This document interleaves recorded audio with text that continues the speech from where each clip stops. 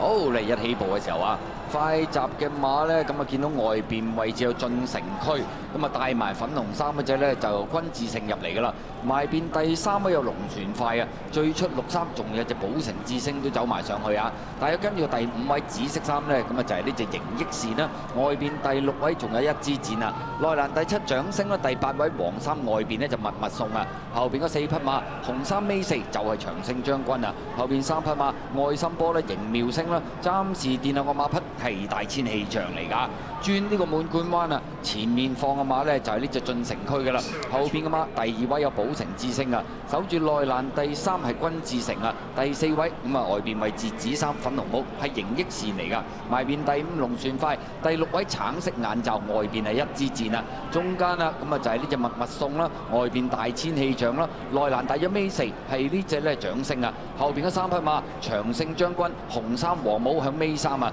殿後一隊灰馬係愛心波啦，響佢外邊嗰匹呢係呢隻盈妙星嚟㗎。去到對面直路嘅中尾段啊，前面放嘅馬呢依然係進城區嚟嘅，後邊嘅馬寶城智星君智勝啦，咁啊盈益線呢就外邊第4啊，第5位有龍船快，外邊第6位一支箭，內欄第7有掌聲啊，響外邊啊咁啊